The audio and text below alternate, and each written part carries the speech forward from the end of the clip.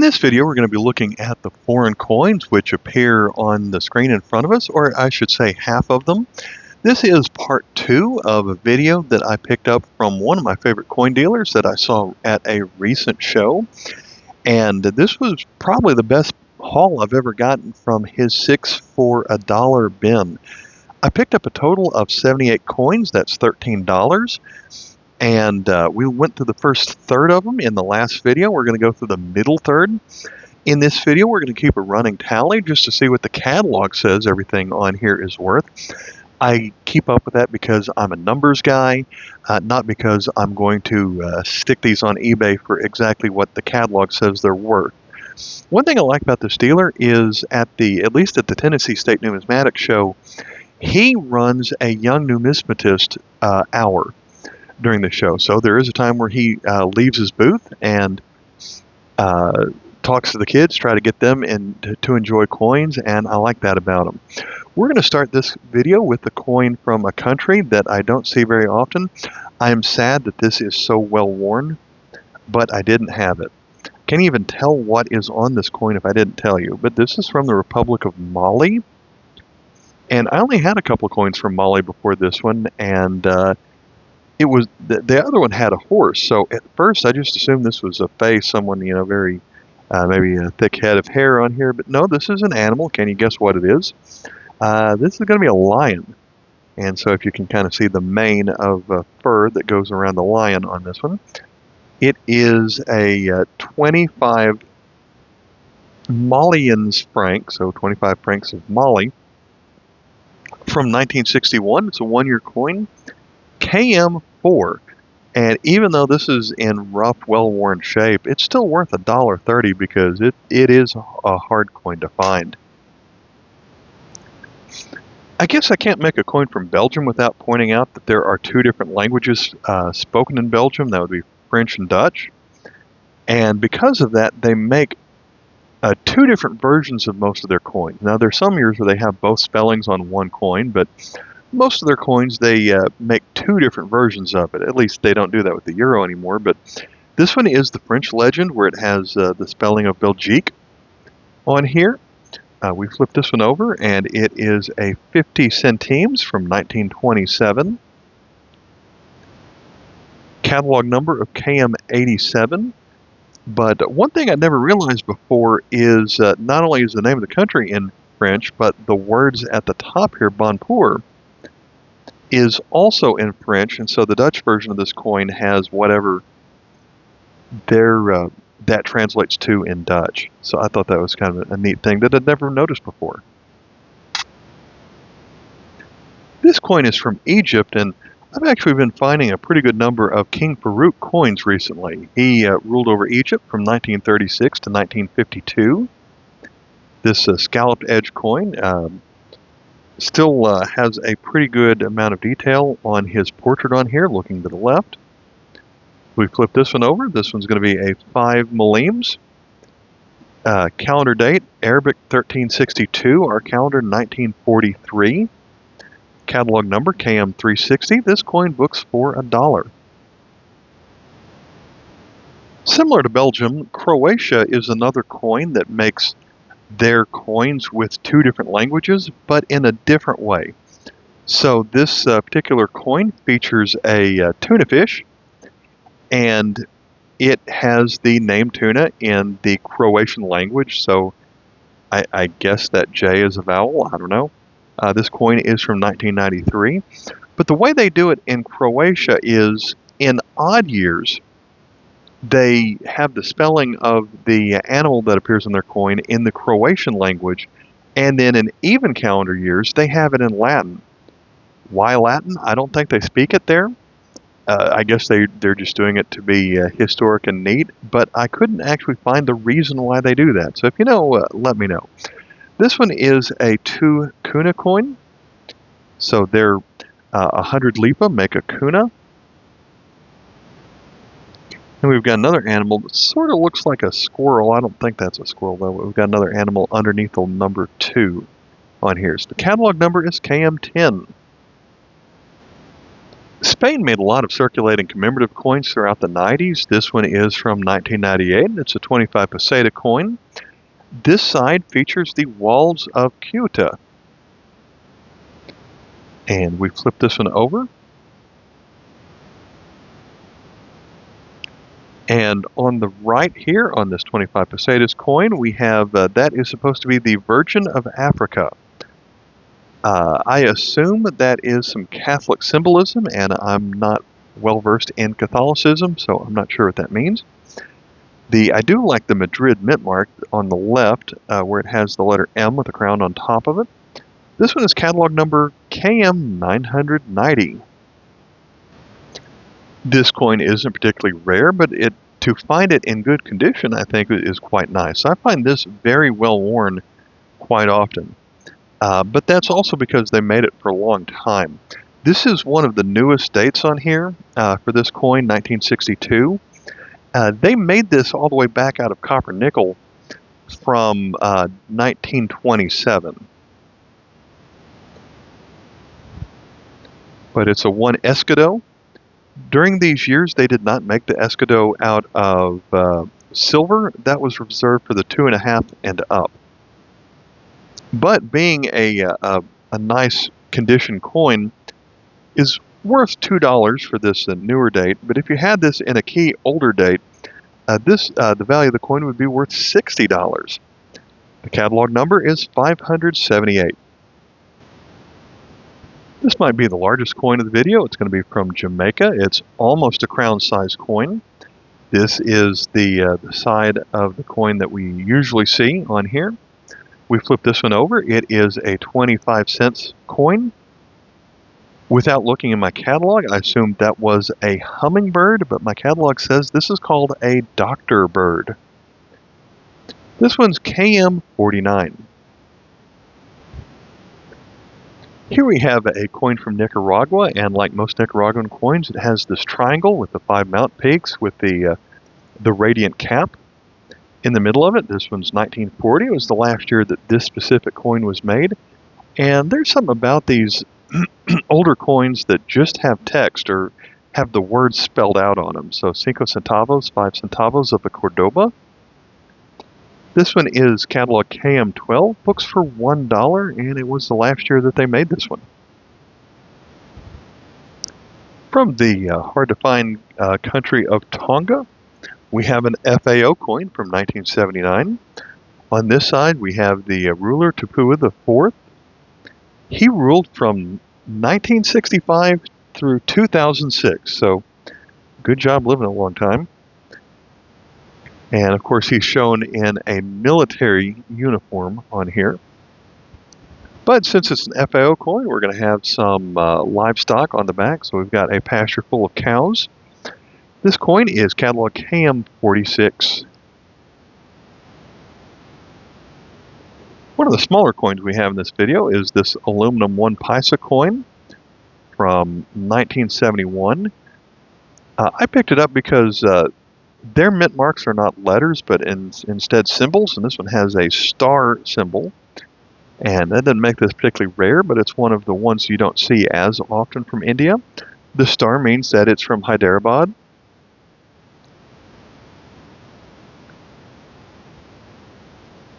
Is the 3-headed lion that we see on a lot of the India coins. Estonia is a hard country to find, and I got 2 from the same dealer this time. My last video had a 5 centi, and this one is going to be a little bit of a larger coin, the 50 centi. And this is one I didn't previously have. It's catalog number KM24, and it books for $1.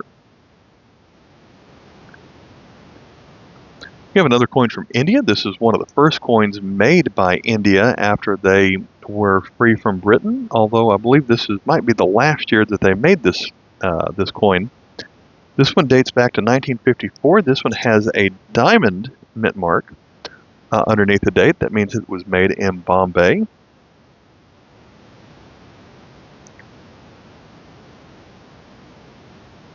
As we flip this one over, there are, let's see, the catalog. There are 3 different versions of this coin in the catalog.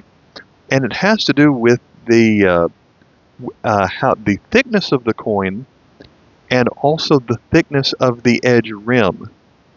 So this one is the medium thickness of edge rim on here. And thankfully, you don't have to get several and compare them. You can usually just tell by the date. Coins from Kuwait are going to have this boat design on them. This one has an Arabic date of 1405 on the right, our calendar of 1985 on the left, and its catalog number KM14. We flip this one over, and it is a 100 fils from Kuwait. So a lot of these Kuwaiti coins have a very similar design on them. And this is the largest circulating coin that they made. And there was one time that I mistakenly said that a Kuwaiti coin would probably have a pretty good foreign exchange value because the dinar is one of the strongest currencies out there. It's one of the less than 10 currencies out there which is stronger than the United States dollar. But what I missed about that is it's not 100 fils to a dinar, it's 1,000 fils to a dinar. So that would give this one maybe an exchange value of like 20 cents or so, which isn't horrible for what you find in a bin like this, but you're not going to get rich off of it.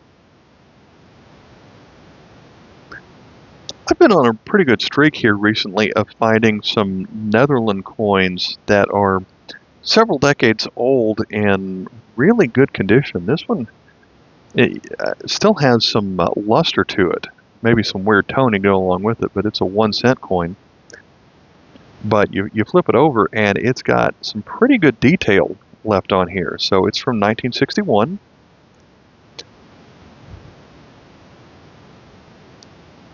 And this is the first coin in the catalog from the Netherlands Antilles, so it's KM1. And so just like Parisian coins, instead of having a mint mark, it has a privy mark, which is the symbol right here. That's a symbol that is usually associated with medicine, where it's the two snakes going around a staff. We actually saw that symbol on the Belgium coin a moment ago, but I didn't point it out. And so that's the mint mark, meaning that it's made by the Royal Dutch Mint at Utrecht. And then on the other side it has, I guess, a mint master mark of a fish to the left of 1961. So this coin in this condition books for $2.25, but if you had this condition from 1952, it would book for $50. Now we'll move away from the Antilles and into the actual country of the Netherlands, featuring Queen Beatrix. These coins from the 80s have a very geometric 80s pattern to them.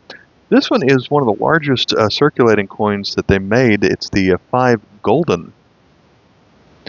So 1989. This one has the same mint mark right there to the right of the 1989, but to the left, this time the mint master mark is a bow and arrow. And so at one time, this coin had a really good foreign exchange value, probably about $3 to $4 US.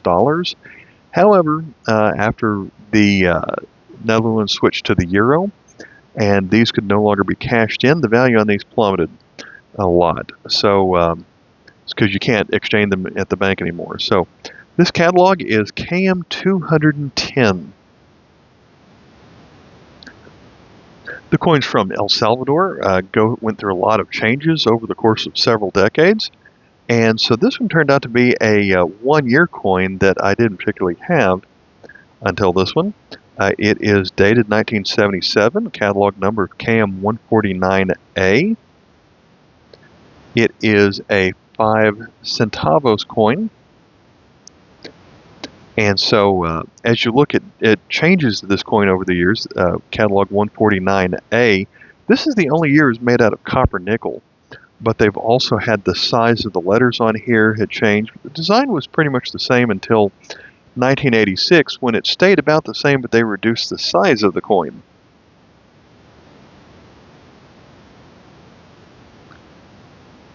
Next we have a coin from Jordan. It's going to tell us at the bottom it's 5 fils.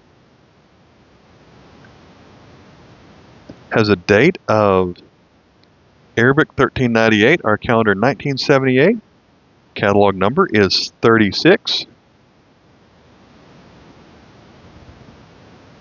Features King Hussein ibn Talal. Another one I didn't have.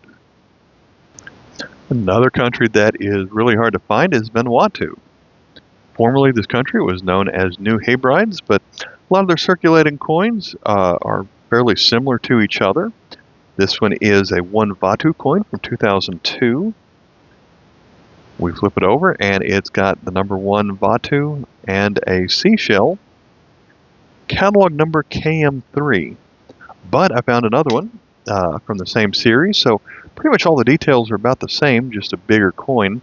It is older, from 1999. And you can get more details on the shell on this one. Sadly, a little bit of corrosion there at the top of this 5 Vatu coin. This one's KM5.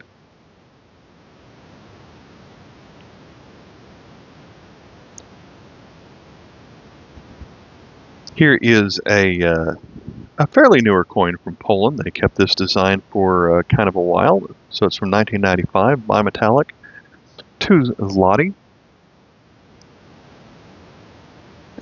KM283, this one books for $1.25. And I like how it has the number 2 raised in the middle, but a lower kind of number 2 kind of in the background on this. So you have vertical lines on the left, horizontal lines on the right. I guess that's an outline of leaves or something on here. So I like the design of that. Here's another coin I bought to be an upgrade to my collection. This one is a Hong Kong 50 cents coin from 1972. Only problem with it is the spot that's on the bottom. But flip this one over. We've got the standard portrait of Queen Elizabeth. So this coin was when it went from the security reading to the just the regular reeded edge on here. Catalog KM34, books for $1. So in Malaysia, their currency is the ringgit, but they draw their, I guess you'd call it a ringgit sign, the way that in America we draw the dollar sign. So this is a 1 ringgit coin from 1991 from Malaysia. The flower on here is a hibiscus. We flip this one over, and it has, it's called the Chris Dagger and Sheath. This coin is made from aluminum bronze. And I will point out, on later versions of this coin, they got rid of the what I call the dollar sign and actually spelled out the word ringgit on this side. And that's in later versions of this coin. This one's catalog KM54. And it's a kind of a thicker coin here. I really like the design of the dagger and sheath on here. It's supposed to be instead laid on top of a ceremonial cloth, which explains all the little patterns that are in the background of it. Here is a standard design for a country which was controlled by Portugal. This one was controlled up through at least 73.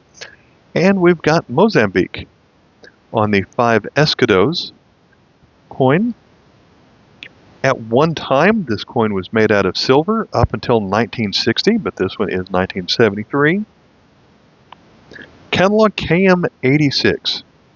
This coin in this condition is worth $2.25.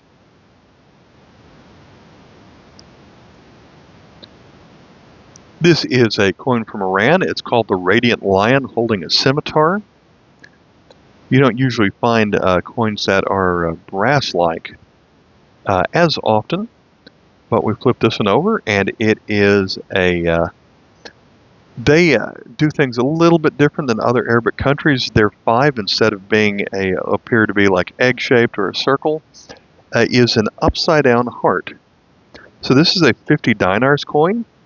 Our catalog is 1943, but their catalog is also different than most Arabic countries. And so they've got a date at the bottom here of 1322, which is one of the things I want to point out on here. The catalog number is KM 1142, but an interesting thing about the 1322 is that every version of the 1322 of this coin is an overdate. And so, as you can see, the 1 and the 3 are pretty small. The next two, which that's, in case you don't know, the 1 is like our 1, the 3 is that symbol right there. And the next two symbols look pretty similar, but there's a hump in the middle of that one, so it's got 3 tops to it, where this one has 2 tops to it. So it looks like a backwards 7. And so that one's a little bit bigger than the 3, and then the last one there is bigger than any other number on here. So they took some old coins and they essentially reminted them. And because of the shape of the 2 here, it leaves a tiny little spot. I don't know how well you can see it.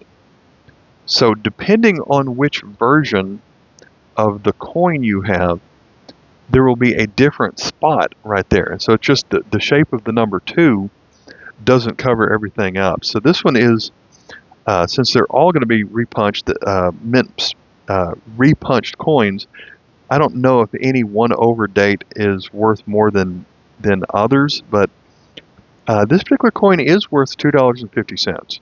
So pretty good pickup.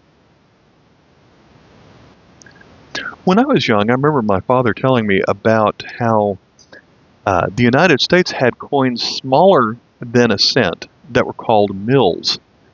And I thought that was crazy because I'd never seen one before. And it took me a lot longer to understand what he was talking about. Well, he grew up in the 1940s, and maybe he was too young to fully understand what they were, but I've got one right here. This is a 5 mil coin. So this dates back to a time where you would have fractions of 1 cent as part of sales tax. So this is a Missouri sales tax token. And these tax tokens were specific to each state. So I don't know if probably every state didn't do this, but instead of rounding to the nearest cent, they figured, well, the tax is going to cost you half of a cent. And so in change, you're going to get this half of a cent token. So 10 mils make up 1 cent. Or the way to look at it is, if you think of centimeter and millimeter, you have 100 centimeters in a meter, or 1,000 millimeters in a meter.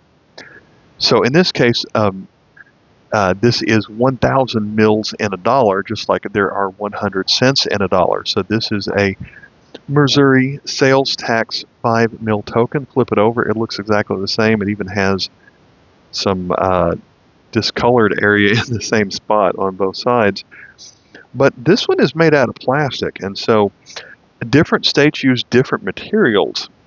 This one would have been made and used from about 1943 to 1961, although there's not a date on here.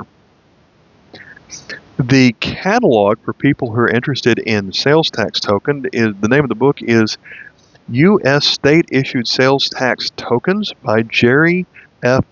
Schimmel. And I found a couple of dealers who were selling this on eBay a while back for about $20. So that's, if you can find it, that's probably what it's going to cost.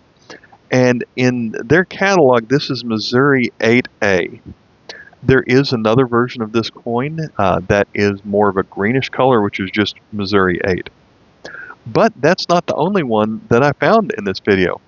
This is very similar, but made by a different state. So it was probably made by the same manufacturer, but this one's New Mexico. And so this one, they're actually telling you that this was essentially to pay for the school, so that they call it a school tax token. And we flip this one around, and it also looks pretty much exactly the same on both sides. This one is a black plastic and is cataloged Schimmel New Mexico 10. And so interesting things on some of these. You'll find these mills made, some of them are made out of metal. I've seen copper, I've seen zinc, I've seen paper. And I've also seen, so this one's, what looks like a cheap plastic, although it's pretty durable for this to have survived for 80 years. This one I couldn't find a date on this one. The other one was 1943. This stopped being a thing somewhere around the 1960s, I guess. And but one of the neater ones is there's kind of a resin that I've seen some of these made out of. So it's kind of a neat thing to find. So I figured I'd end this video with a couple of tokens. And so this is the point where I've added up everything and tell you what it's worth. I said I paid $13 for the entire lot that spans 3 videos. So a third of that I paid like 4 1/4 or 4 1/3 of a dollar for this. The first video came up to a total book value of $26. This one wasn't quite as good. We came up to $21 on this one. But still, I think we're doing excellent on here. So we've got one more video that's going to appear in this series that I'll probably post in another few days. So thanks for watching. I'll catch you next time. Bye.